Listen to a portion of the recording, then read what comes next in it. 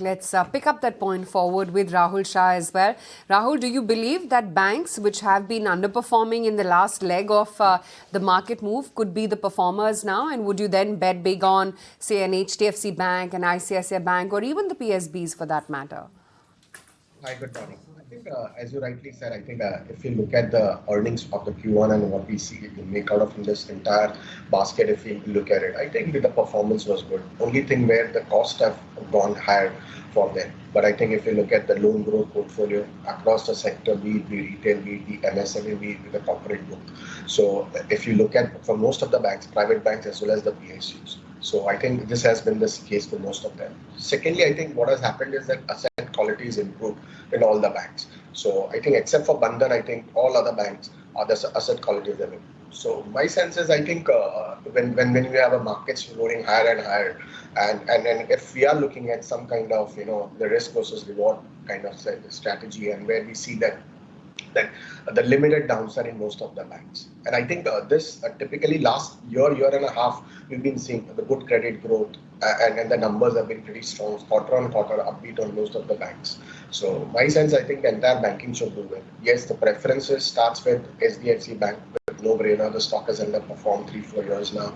I think it's if I look at the Nifty levels and if I have to decide, then I think this is one stock we cannot go wrong. So I think HDFC banks remain the top preference in that, and obviously followed by the PSU banks. I think PSU pack. I think entire PSU pack, the large including SBI, and I think the second rounds are like Canada and Jammu and Kashmir Bank. All of them looks very interesting as a pack by the banking.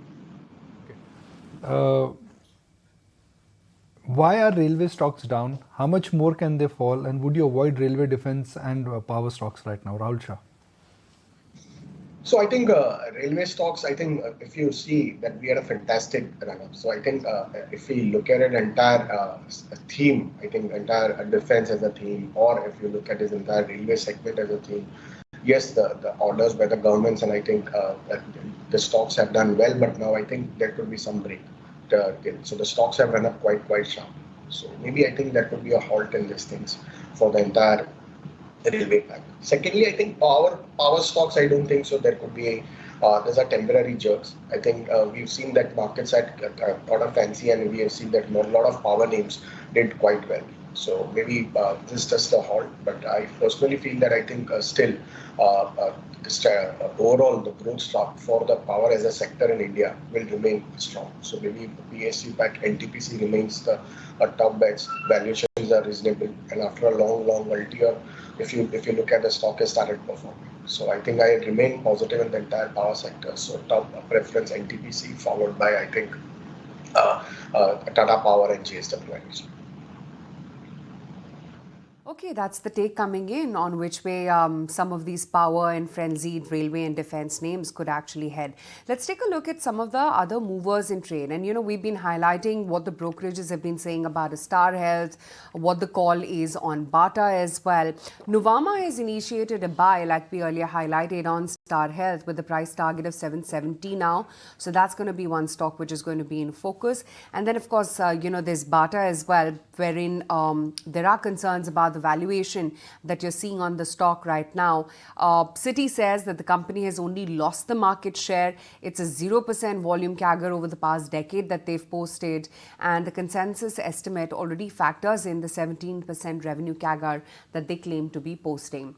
Rahul, do you believe that it could be disadvantage Bata and maybe advantage a Relaxo or a Campus Footwear? Because clearly, the dominance of Bata has gotten challenged.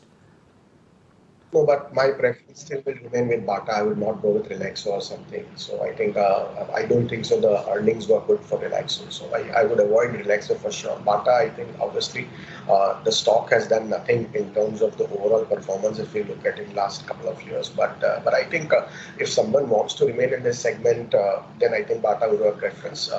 Although I would not recommend buying either of them at this juncture. We would wait for some correction, and I would advise to get in at some later rates. Let's now look at consumer tech and fintech. Why are we going back to consumer tech and fintech? Because again, they've also done well. I mean, why just talk about railway and defense stocks, consumer stocks and fintech, consumer fintech and consumer fintech and financial fintech stocks have done rather well this year. Zomato, Policy Bazaar, even for that matter, Paytm. So Nuresh, if the tide turns, which it has turned in some cases, could it also turn for these stocks? So I would say a correction, if it comes for almost everything. So it doesn't matter which sector it is. So the point is, we are seeing that a Paytm stall around that 930, 950 mark. The base is at 750, 800. So that would make it a, say, a 10-15% correction from the top. So out here, a lot of names which have moved up can correct, say, a normal shakeout could be 10-15% from the top. So Zomato has been stalling around 100, 105. So we have not seen a blown out move from here on. So a correction of 10% is what I would expect in all the names. But if we look at the structure is still pretty positive. A 10-15% correction is where you actually want a correction so that you can start participating back into these names.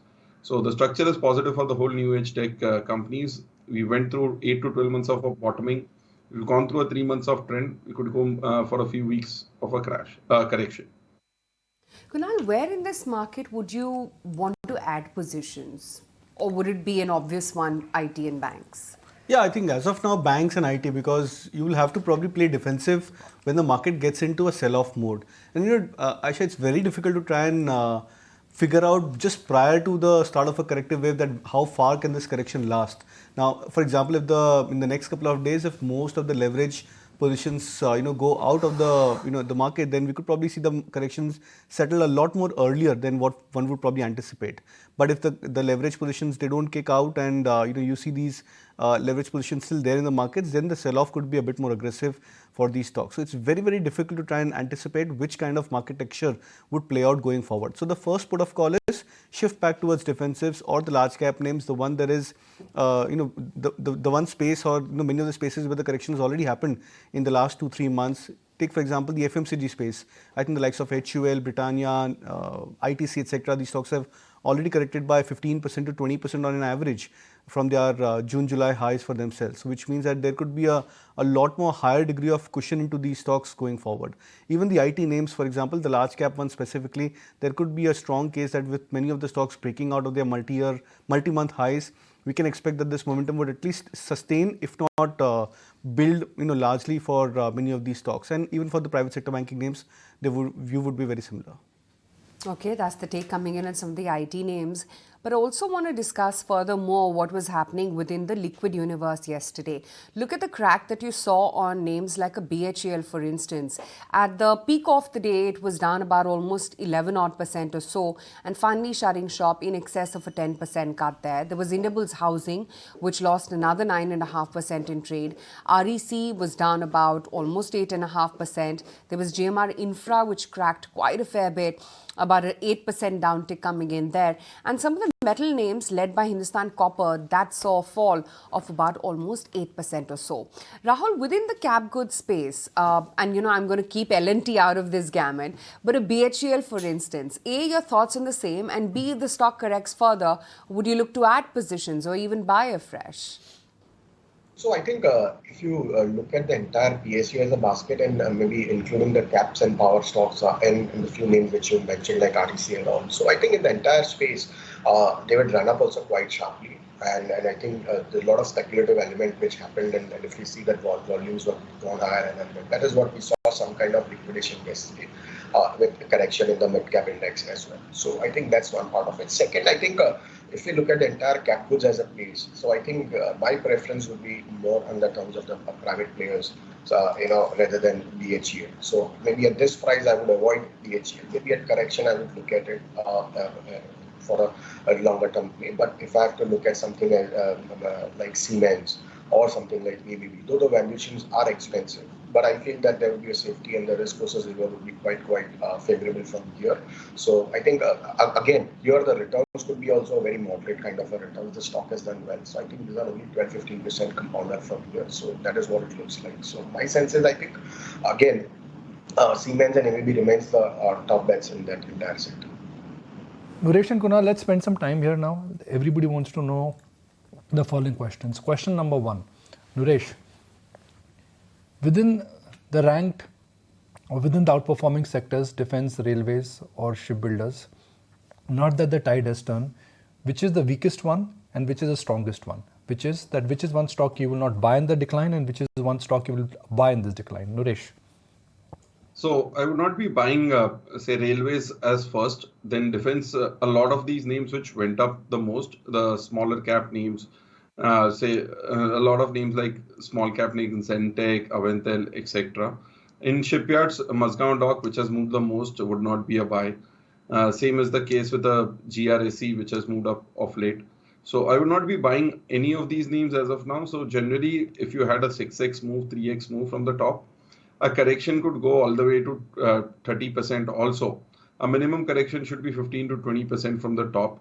So anything less than 15% from the top, you don't want to buy. And at 30%, you want to review, which is where you get a starting point. So the whole sector would wait some more. It's just been a 1 day of correction. Kunal, the same question for you. In this fall, which are the names you will not buy, and which are the names you will buy?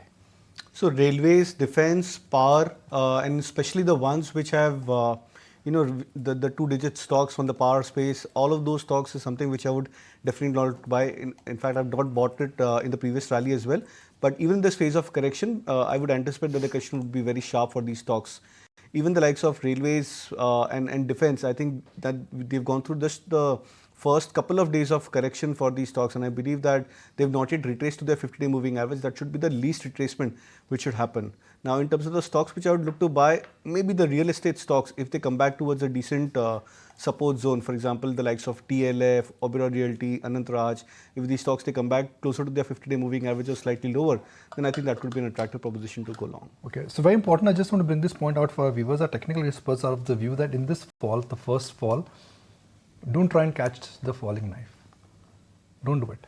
Because when stocks after this parabolic move, if they correct, the depth of the correction could be much more. So avoid buying defense, avoid buying railways, and avoid buying two-digit stocks. And a lot of them actually in terms of what is there on the table. Kunal, would you buy a Zomato or a Paytm or a Policy Bazaar in this fall? Yeah, Nikunj, I think that would still not be a bad bet because these stocks did not have a parabolic rise. By parabolic, I mean, or a meteoric rise. So, Zomato, I think, bottomed out in last year, June or July at 40 odd levels. The stock was at 50, 55 till December 2022. And it's just that in the last 6 or 8 months, the stock had seen a steady up move. Maybe a return of 40%, 50% or slightly higher in the last 3 or 6 months for a stock like Zomato. Even the likes of Paytm, Policy Bazaar, it's not as if that these stocks had become extremely overbought. They had gone through those periodic phases of correction. In fact, in just the last month, I think if I'm not wrong, month of July, the stock of Zomato made a high of 102, 104, corrected back towards 86, 88 mark, and then rallied back towards 100 odd levels. I think that's where the stock has settled into. So that itself tells you that when you have such kind of neutrality in terms of indicators, the stocks they generally don't get into an overbought, and when stocks are not highly overbought, you don't expect a sharp correction into these names. So for example, if we expect maybe a 15-20% average correction into those high beta spaces, we can expect less than 10 correction as an average correction for many of these stocks, and that could be a good opportunity to enter into these names. Okay, meantime, wanted to get in your thoughts, Rahul, as to what the outlook is when it comes to the entire auto space, going by the kind of fervor that they are talking about within the festive season, the kind of positive brokerage notes as well that we've seen on the entire auto space. Where is it that you would like to pick and choose? I think two fundamental thoughts about it. One is obviously the domestic demand has been very, very strong in terms of the entire auto pack. Second, I think with stable commodity prices, and I think there will be a margin expansion. And third, the ease of chip supply. So all these three things have been augured well for the entire auto as a whole. So what we believe is, I think CV play will be one of the preferred bet, and we see the demand consistency coming back into that CV play. So I think two large players, I think Ashok Leyland and Tata Motors remains the top bets in this segment. And obviously, when we talk about the passenger vehicles, so Maruti remains the top preference in that. So if I have to, vis-a-vis two-wheelers versus all these things, so I think our preference would be CV8, followed by passenger vehicle, Maruti. Okay. 620 Tata Motors. Rahul, I get a sense that a lot of inventory built up has started with auto companies. Is the expectations running very high for autos? Because if inventory build-up is happening, if demand is not strong, then it could be back to square one, no demand, high discounts. So I think if we look at it, after a long time, I think we've seen this come back into it. I think after 3 years, I think that we've been seeing that shortages. I think, as you rightly pointed out, that I think there was a waiting, and now we've seen that inventory started building it up with most of the auto companies. So, but I think still the demand is very strong with the new launches also in the pipeline. So I don't think so. Immediate for next 2 quarters and so on, doesn't look like that there could be a problematic in the auto as a space in passenger vehicle space. The implied